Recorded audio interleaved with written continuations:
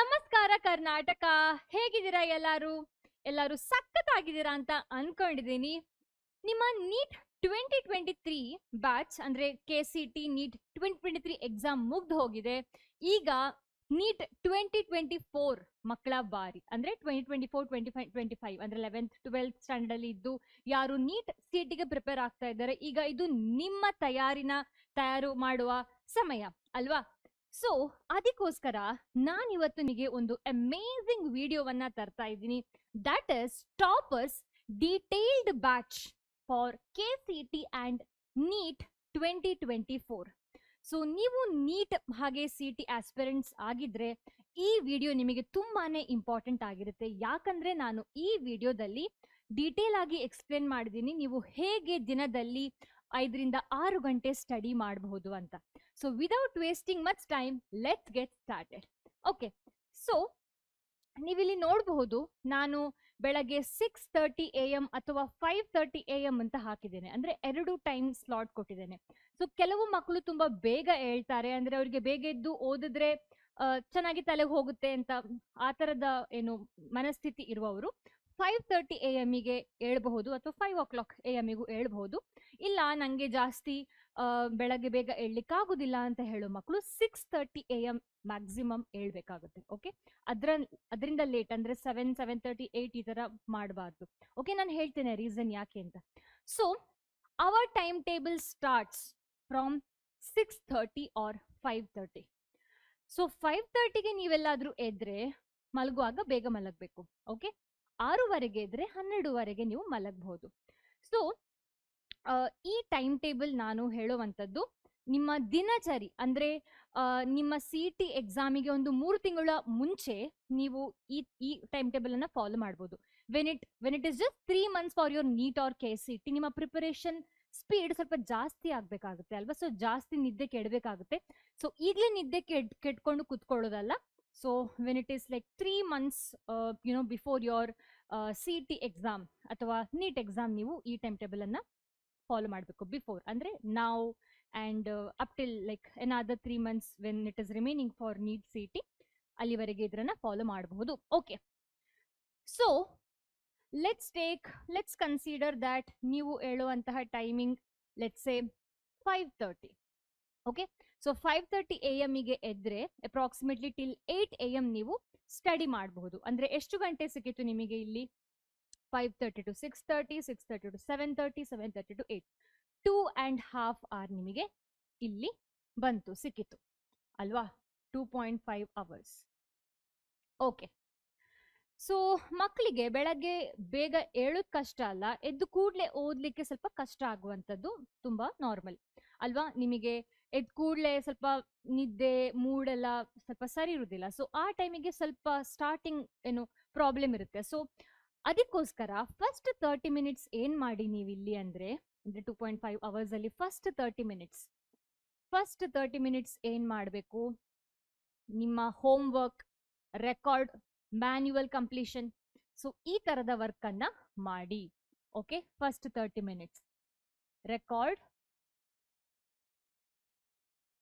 Manual, lab manuals ಇರುವಂತದ್ದು ಅಥವಾ ಏನೋ ಒಂದು ಫಿಸಿಕ್ಸಿನ ಕ್ವೆಶ್ಚನ್ ಏನೋ ಬಾಕಿ ಇದೆ ಕಂಪ್ಲೀಟ್ ಮಾಡ್ಲಿಕ್ಕೆ, ಡಿರೈವೇಶನ್ ಏನೋ ಕಂಪ್ಲೀಟ್ ಮಾಡ್ಲಿಕ್ಕೆ ಬಾಕಿ ಇದೆ, ಡಯಾಗ್ರಾಮ್ ಬಾಕಿ ಇದೆ ಕಂಪ್ಲೀಟ್ ಮಾಡ್ಲಿಕ್ಕೆ, ಅಂತಹ ವರ್ಕ್ ಅನ್ನ ಫಸ್ಟ್ 30 minutes ಅಲ್ಲಿ ಕಂಪ್ಲೀಟ್ ಮಾಡಿ. ಓಕೆ, ನಂತರ ನೀವು 8 ರಿಂದ 9 ಟೈಮ್ ತಗೊಳ್ತೀರಾ ಹೊರಡ್ಲಿಕ್ಕೆ, ಬ್ರೇಕ್ಫಾಸ್ಟ್ ಮಾಡ್ಲಿಕ್ಕೆ ಎಲ್ಲ ಅಲ್ವಾ? 9 to 5 PM. So 9 to 5 PM ನಾನಿಲ್ಲಿ ನಿಮ್ಮ ಕಾಲೇಜ್ ಟೈಮ್ ಹಾಗೆ ನಿಮ್ಮ ಟ್ರಾವೆಲ್ ಟೈಮ್ ಎರಡನ್ನ ಸಹ ಇನ್ಕ್ಲೂಡ್ ಮಾಡಿದ್ದೇನೆ. ಓಕೆ, ಹೆಚ್ಚಾಗಿ ನಿಮ್ಮ ಕಾಲೇಜ್ ಇರೋದು ಎಷ್ಟು? 9 to 4 o'clock ಅಲ್ವಾ ಹೆಚ್ಚಾಗಿ. ಸೊ ಆ ರೀಸನ್ನಿಗೆ 1 ಗಂಟೆ ಜಾಸ್ತಿ ಹಾಕಿದ್ದೇನೆ. ಸೊ ಟ್ರಾವೆಲ್ ಟೈಮ್ ಅನ್ನ ನಾನು ಇಲ್ಲ ಇನ್ಕ್ಲೂಡ್ ಮಾಡಿದ್ದೇನೆ. So college first PUC second PUC ಅಲ್ಲಿ ಕಲಿತಾ ಇರ್ತೀರಾ, ಸೊ ಕಾಲೇಜ್ ಟೈಮ್ ಆಗಿರುತ್ತೆ. 5 to 7 PM coaching classes. So ಹೆಚ್ಚಿನವರು ಆಫ್ಲೈನ್ ಕೋಚಿಂಗ್ ಕ್ಲಾಸಸ್ಗೆ ಹೋಗ್ತಾ ಇರುವಂತದ್ದು ಅಲ್ವಾ? ಸೊ ಆಫ್ಲೈನ್ ಕೋಚಿಂಗ್ ಹೆಚ್ಚಾಗಿ ಎಷ್ಟು 7 ಗಂಟೆವರೆಗೆ ಇರುತ್ತೆ. ಓಕೆ, ಸೊ ಅದಕ್ಕೆ 2 ಗಂಟೆ ನಾನು ಕೋಚಿಂಗಿಗೆ ಹಾಕಿದ್ದೇನೆ. ಸೊ ಆಯ್ತು ಮ್ಯಾಮ್, ನಾನು ಕೋಚಿಂಗಿಗೆ ಹೋಗುದಿಲ್ಲ ಅಂತಹ ಮಕ್ಕಳು ನೀವು ಆನ್ಲೈನ್ ಅಲ್ಲಿ ಯೂಟ್ಯೂಬ್ ಓಪನ್ ಮಾಡಿ ಆದ್ರೂ ಓದ್ತೀರಾ. ಸೊ ನೀವು ಈ ಟೈಮ್ ಅಲ್ಲಿ ನಿಮ್ಮ ಕೋಚಿಂಗ್ ಟೈಮ್ ಅಂದರೆ ಫಿಕ್ಸ್ ಮಾಡ್ಕೊಳ್ಬೇಕು. 2 ಗಂಟೆ ಅಂದರೆ ನಾನು 2 ಗಂಟೆನೇ ಯೂಟ್ಯೂಬ್ ಓಪನ್ ಮಾಡಿ ಕ್ಲಾಸನ್ನು ನೋಡುವಂಥದ್ದು. PW ಕನ್ನಡ ಚಾನಲಿಂದ ಕ್ಲಾಸನ್ನು ನಾನು 2 ಗಂಟೆ ನೋಡುವಂಥದ್ದು. ಓಕೆ, 2x ಅಲ್ಲಿ ಇಟ್ಕೊಂಡು. ಸೊ ಫಿಕ್ಸ್ ಮಾಡಬೇಕು ಈ ಥರ ಟೈಮಿಂಗ್. 7 to 7:30 ಕಾಫಿ ಟೀ, ಸ್ವಲ್ಪ ಬ್ರೇಕ್ ಬೇಕು ಅಲ್ವಾ. ಕೋಚಿಂಗಿಗೆ ಹೋಗೋವರಿಗಂತೂ ಸುಸ್ತಾಗಿರುತ್ತೆ, ಬ್ರೇಕ್ ಅಂತೂ ಬೇಕೇ ಬೇಕಾಗುತ್ತೆ. ಸೊ ಕಾಫಿ ಟೀ ಅಂತ ಹಾಕಿದ್ದೇನೆ. 7:30 to 10 PM you can study one of the subject like physics or chemistry. So ನಾನು ಒಂದು ಸ್ಟೂಡೆಂಟ್ ಆದರೆ ಹೇಗೆ ಮಾಡ್ತಾ ಇದ್ದೆ, ಹೇಗೆ ನಾನು ಫಾಲೋ ಮಾಡ್ತಾ ಇದ್ದೆ, ಸೊ ಆ ಪ್ರಕಾರ ಹಾಕಿದ್ದು. ಸೊ ನನಗೆ ಸ್ವಲ್ಪ ಫಿಸಿಕ್ಸ್, ಹೆಚ್ಚಾಗಿ ನೀಟ್ ಆಸ್ಪಿರೆಂಟ್ಸ್ಗೆ ಫಿಸಿಕ್ಸ್ ಕಷ್ಟ ಆಗುವಂಥದ್ದು. ಓಕೆ, ಸೊ ಈವ್ನಿಂಗ್ ಟೈಮಲ್ಲಿ it's a good time to study. So ಒಳ್ಳೆ ವಾತಾವರಣ ಇರುತ್ತೆ ಆ ಟೈಮಲ್ಲಿ.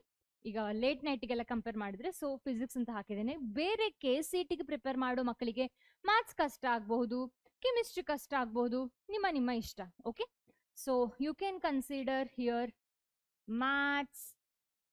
ಇಲ್ಲಿನೂ ಹಾಗೆ you can consider instead of biology you can consider maths. ಮ್ಯಾಥ್ಸಿನ ಹೋಮ್ವರ್ಕ್ ಕಂಪ್ಲೀಟ್ ಮಾಡುವಂಥದ್ದು ಫಸ್ಟ್ ಅರ್ಧ ಗಂಟೆಯಲ್ಲಿ.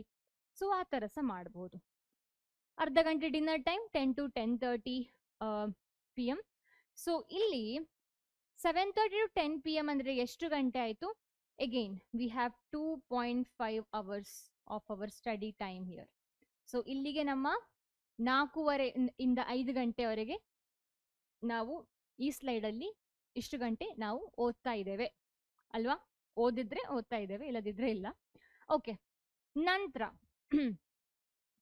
ಸೊ ಡಿನ್ನರ್ ಆದಮೇಲೆ, so that is if in case ನೀವು 11:30 ಮಲಗ್ತೀರಾ ಅಂತ ಆದರೆ, ಅಂದರೆ 5:00 ಏಳುವವರು 11:00 ಮಲಗ್ತಾರೆ ಅಲ್ವಾ.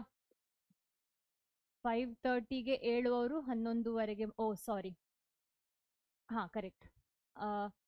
6:00 ಏಳುವವರು 12:00 ಮಲಗುವಂಥದ್ದು. ಸೊ ನೆನ್ಪಿಟ್ಕೊಳ್ಳಿ.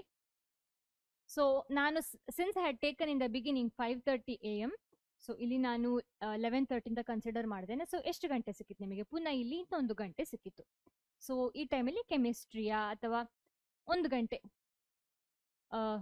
ಕೆಮಿಸ್ಟ್ರಿ ಕಲಿಬೋದು, or depending on you. So ಇಲ್ಲಿ ಪುನಃ 1 hour. ಸೊ ಈ ಟೈಮ್ ಟೇಬಲ್ ನಾನೇನು ಹೇಳಿದ್ದೇನೆ, ಸೊ ಇಲ್ಲಿ ನಾನು ಕೆಮಿಸ್ಟ್ರಿ ಅಂತ ಒಮ್ಮೆ ಹೇಳಿದರೆ, ನೆಕ್ಸ್ಟ್ ಡೇ ನೀವು ಫಿಸಿಕ್ಸ್ಗೆ 1 ಗಂಟೆ ಸ್ಟಡಿ ಟೈಮ್ ಹಾಕಿ, ಮರುದಿನ ಬಯಾಲಜಿಗೆ ಅಥವಾ ಮ್ಯಾಥ್ಸಿಗೆ. Okay, so this is how you can study 4.5 plus 1 hour ಎಷ್ಟಾಯಿತು? 5.5 hour to 6 hours. So this is how you can study for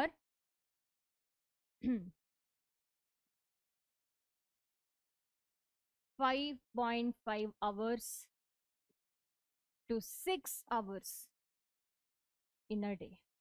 so ಹೀಗೆ ನೀವು ಒಂದು ದಿನದಲ್ಲಿ ಇಷ್ಟು ಹೊತ್ತು ಸ್ಟಡಿ ಮಾಡಬಹುದು, ಮಾಡಬೇಕಾಗುತ್ತೆ if you want to be KCET and NEET toppers.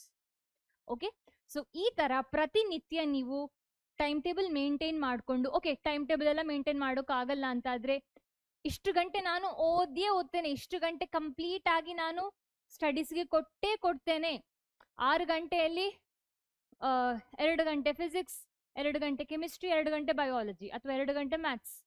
So ಈ ಥರ ಮಾಡಿದರೆ ಮಾತ್ರ you can be KCET and NEET topper. Last 3 months ಅಲ್ಲಿ how to prepare for NEET exam in 3 months video ನೋಡಿ ನಿಮಗೆ ಕ್ರ್ಯಾಕ್ ಮಾಡ್ಲಿಕ್ಕೆ ಆಗೋದಿಲ್ಲ. ವಿಡಿಯೋ ನೋಡ್ಬೋದಷ್ಟೇ, ಸ್ಟ್ರಾಟಜಿ ತಿಳ್ಕೊಳ್ಬೋದು. ಆದರೆ ನಾನೇ ಮಾಡಿದ್ದೇನೆ video, how to crack NEET CET in 3 months ಅಂತ ನಾನು ಮಾಡಿದ್ದೇನೆ. ಆದರೆ ನಾನು ಹೇಳಿದ್ದೇನೆ, ನೀವು ಫ್ರೆಶ್ ಆಗಿ ಪ್ರಿಪೇರ್ ಮಾಡೋದಾದ್ರೆ NEET ಎಕ್ಸಾಮಿಗೆ ಕಷ್ಟ ಇದೆ ಲಾಸ್ಟ್ 3 months ಅಂತ. ಸೊ ಪ್ರಿಪರೇಷನ್ ಹೇಗಿರ್ಬೇಕಂದ್ರೆ 11th standard ಇಂದಲೇ ಸ್ಟಾರ್ಟ್ ಆಗಬೇಕು NEET ಎಕ್ಸಾಮಿಗೆ. ಓಕೆ, KCET ಎಕ್ಸಾಮಿಗೆ ನೀವು 11th ಸ್ವಲ್ಪ ನಂತರ ಸ್ಟಾರ್ಟ್ ಮಾಡಿದ್ರೂ ಪರವಾಗಿಲ್ಲ, ಆದರೆ it is suggested to start in 11th only. So 11th ಅಲ್ಲೇ ನೀವು NEET ಎಕ್ಸಾಮಿಗೆ ಪ್ರಿಪೇರ್ ಆಗಬೇಕಾಗುತ್ತೆ.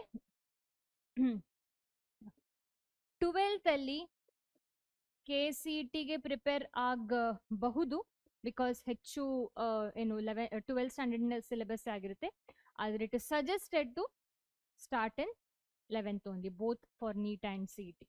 ಓಕೆ, ಸೊ ಈ ತರದ ಟೈಮ್ ಟೇಬಲ್ ಅನ್ನ ನೀವು ಯಾವಾಗದವರೆಗೆ ಫಾಲೋ ಮಾಡಬೇಕು? Till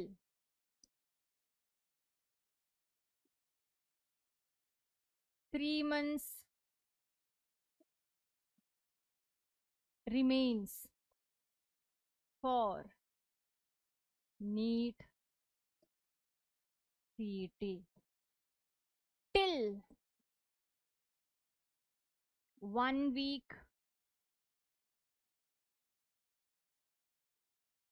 remains for internals. ನಿಮ್ಮ ಕಾಲೇಜಲ್ಲಿ ಇಂಟರ್ನಲ್ಸ್ ಮಾಡ್ತಾರಲ್ಲ, ಸಣ್ಣ ಸಣ್ಣ test. Till 1 month remains for board exam. So ಈ ತರ ಟೈಮ್ ಟೇಬಲ್ ಅಂದ್ರೆ 5 ಗಂಟೆ ಕಲಿಲೇಬೇಕು ಅಂತ ಹೇಳೋ ಟೈಮ್ ಟೇಬಲ್ ಅನ್ನ ನೀವು till 3 months for NEET CET, till ಅಂದ್ರೆ ಇನ್ನೂ 3 ತಿಂಗಳು ಇದೆ ನೀಟ್ ಎಕ್ಸಾಮಿಗೆ ಅಂತ ಆ ಟೈಮ್ ವರೆಗೆ ನೀವು ಕಂಟಿನ್ಯೂ ಮಾಡಬೇಕು. ಅದೇ ತರ ಇಂಟರ್ನಲ್ಸ್ 1 week ನ ಮುಂಚೆವರೆಗೆ ಕಂಟಿನ್ಯೂ ಮಾಡಬೇಕು, ಬೋರ್ಡ್ಸ್ 1 month. ನಂತರ ಅದ್ಯಾಕೆ ಮ್ಯಾಮ್ ಈ 3 months ಅಲ್ಲಿ ಏನ್ ಮಾಡ್ಬೇಕು? ಈ 3 months ಏನಿರುತ್ತೆ ನಿಮ್ಮ ನೀಟ್ KCET ಪ್ರಿಪರೇಷನ್, ಅಂದ್ರೆ ನೀಟಿಗೆ ಸಿಇಟಿಗೆ 3 months ರಿಮೈನ್ ಆಗಿದೆ, ಉಳಿದಿದೆ ಅಂತ ಆಗೋ ಟೈಮಲ್ಲಿ ನೀವು ಈ ಟೈಮ್ ಟೇಬಲ್ ಅನ್ನ ಅಲ್ಲ, ಇನ್ನೊಂದು ಟೈಮ್ ಟೇಬಲ್ ಅನ್ನ ಫಾಲೋ ಮಾಡಬೇಕಾಗುತ್ತೆ. In which you won't be studying just for 5 hours. ಆ ಟೈಮಲ್ಲಿ 5 ಗಂಟೆ ಸ್ಟಡೀಸ್ ನಿಮಗೆ ಸಾಕಾಗುದಿಲ್ಲ. ಆಗ ನಿಮಗೆ ರಜೆಯೂ ಇರ್ತದೆ ಕಲೀಲಿಕ್ಕೆ, ಸ್ಟಡಿ ಮಾಡ್ಲಿಕ್ಕೆ ಅಲ್ವಾ? ಆಗ ನೀವು ಎಲ್ಲಾ ಟೈಮ್ ಟೇಬಲ್ ಅನ್ನ ದೂರ ಮಾಡಿ you have to spend maybe more than 10 hours for your NEET KCET preparation. Okay, that depends on you. ಇಲ್ಲಿ ನೀವು ಎಫೆಕ್ಟಿವ್ ಆಗಿ ಏನು ಬಾಕಿದ ಟೈಮಲ್ಲಿ ಎಫೆಕ್ಟಿವ್ ಆಗಿ ನೀವು 5-6 ಗಂಟೆ ಕರೆಕ್ಟ್ ಆಗಿ ಸ್ಟಡಿ ಮಾಡ್ತಾ ಇದ್ರೆ ನಿಮಗೆ ಪ್ರಿಪರೇಷನ್ ಟೈಮ್ ಕಮ್ಮಿ ಇರಬಹುದು, ಅಥವಾ ಇನ್ನು ಜಾಸ್ತಿ ಪ್ರಿಪೇರ್ ಮಾಡಿ you can be AIR1 as well. So it depends on you. Okay, ಅದೇ ತರ ಇಂಟರ್ನಲ್ಸ್ ಟೈಮಲ್ಲಿ, ಬೋರ್ಡ್ಸ್ ಟೈಮಲ್ಲಿ ಸ್ವಲ್ಪ ಜಾಸ್ತಿ ನಿದ್ದೆ ನೀವು ಕೆಡಬೇಕಾಗಬಹುದು. ಆದ್ರೆ ಈಗಲೇ ನಿದ್ದೆಯನ್ನ ಕೆಟ್ಟು ಕುತ್ಕೊಳ್ಬೇಡಿ. You have to sleep for, if you are waking up at 12:30, you have to if you are waking up at 6:30 AM, you have to sleep at 12:30. ಅಂದ್ರೆ 6 ಗಂಟೆ ಅಷ್ಟು ನಿಮಗೆ ನಿದ್ದೆ ಬೇಕು. 12:30 to 1:30 to 2:30 4:30 5:30 6:30 6 ಗಂಟೆವರೆಗೆ ನಿಮಗೆ ನಿದ್ದೆ, ಒಳ್ಳೆ ನಿದ್ದೆ ಮಾಡ್ಲೇಬೇಕಾಗುತ್ತೆ ನೀವು, ಯಾಕಂದ್ರೆ ಮುಂದೆಗೆ ಸಮಸ್ಯೆ ಆಗ್ತದೆ. ದಿನ ನೀವು ನಿದ್ದೆ ಕೆಟ್ರೆ when the D-Day is there, ಆ ಟೈಮಲ್ಲಿ ನಿಮಗೆ ನಿದ್ದೆ ಮಾಡುವ ಅಂತ ಅನ್ನಿಸ್ತದೆ, ಸುಸ್ತಾಗುದು ಜಾಸ್ತಿ, ವೀಕ್ನೆಸ್ ಬರುವಂತದ್ದು. ನಿದ್ದೆ ಕೆಟ್ಟರೆ ವೀಕ್ನೆಸ್ ಬರ್ತದೆ ಅಲ್ವಾ? ನೀವು ನೋಡಿರ್ಬೋದು, ಯಾರು ತುಂಬಾ, it's not applicable for every one, but ಹೆಚ್ಚಾಗಿ ನಾನು ಹೇಗಿದ್ದೆ ಅಂದ್ರೆ, ಜಾಸ್ತಿ ಓದಿದ್ರೆ ನನಗೆ ಜಾಸ್ತಿ ನಿದ್ದೆ ಕೆಟ್ರೆ I become very thin. Okay, so weakness ಬರಬಾರ್ದಲ್ಲ ಕಡೆಗೆ, ಎಕ್ಸಾಮ್ ಹಾಲಲ್ಲಿ ತಲೆ ತಿರುಗೆಲ್ಲ ಬೀಳ್ಬಾರ್ದಲ್ವಾ? So this is how you can do a time table, and it's a topper's detailed timetable for you, because you are going to be a topper. Thank you for watching. Let's meet in the coming video. Until then, bye.